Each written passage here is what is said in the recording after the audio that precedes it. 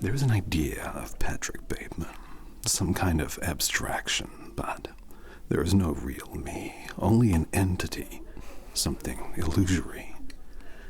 And though I can hide my cold gaze, and you can shake my hand and feel flesh gripping yours, and maybe you can even sense our lifestyles are probably comparable, I simply am not there.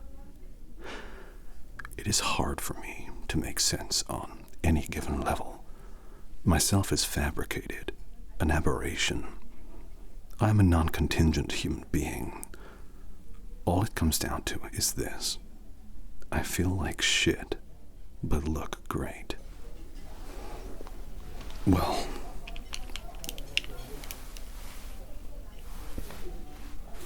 I'm glad you asked. We have to provide food and shelter for the homeless and oppose racial discrimination and promote civil rights while also promoting equal rights for women. We have to encourage a return to traditional moral values. Most importantly, we have to promote general social concern and less materialism in young people.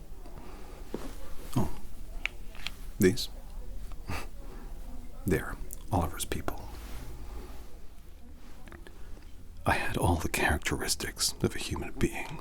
Flesh, blood, skin, hair. But my depersonalization was so intense, had gone so deep that my normal ability to feel compassion had been eradicated, the victim of a slow and purposeful erasure. I was simply imitating reality, a rough resemblance of a human being with only a dim corner of my mind functioning. There's no use denying it. This has been a bad week. I've started drinking my own urine. That's a very expensive salad that you're not ripping apart. Don't just look at it.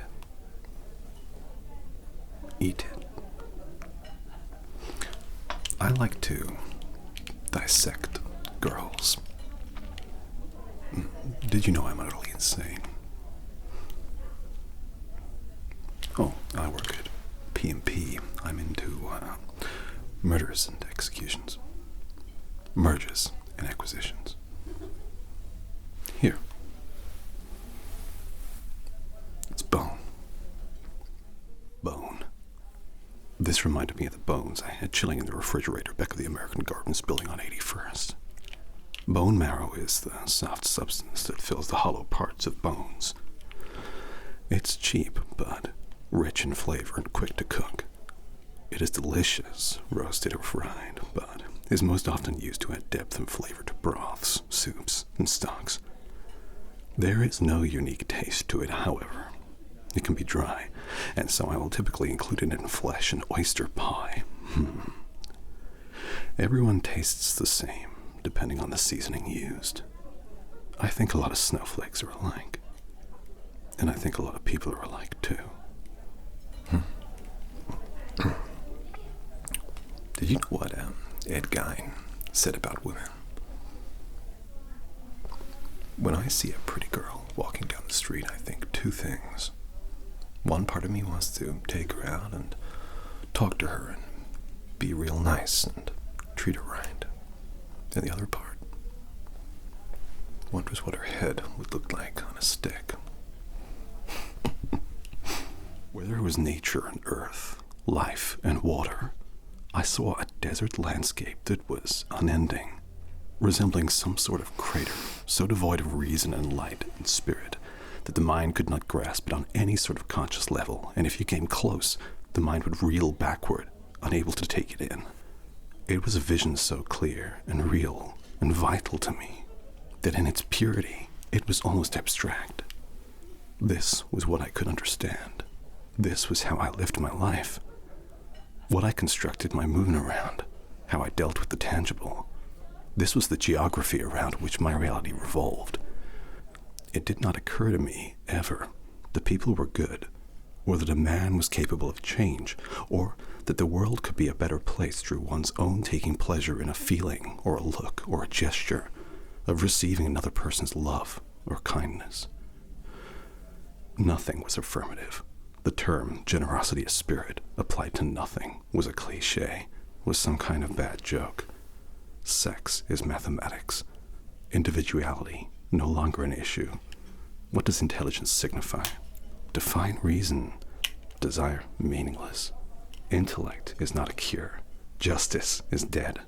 Fear, recrimination, innocence, sympathy, guilt, waste, failure, grief were things, emotions that no one really felt anymore.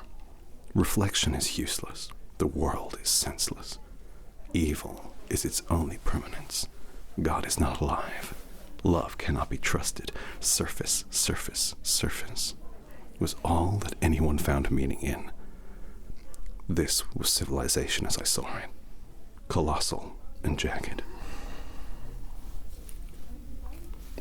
Do you enjoy the music of Whitney Houston?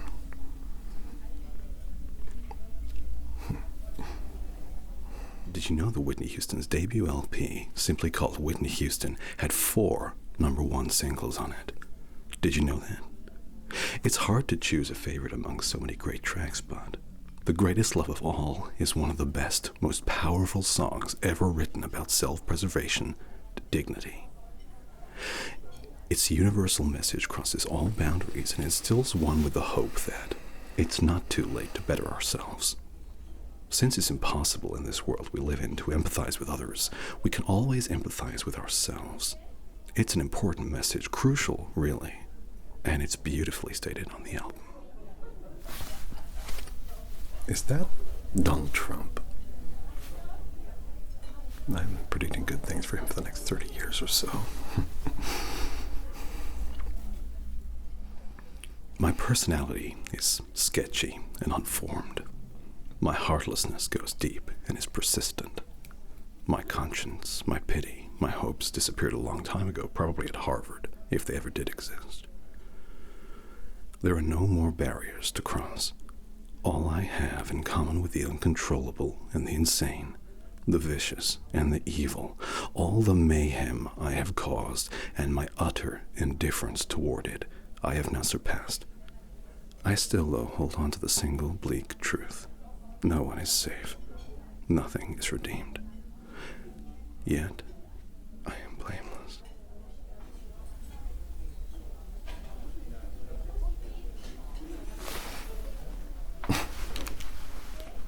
I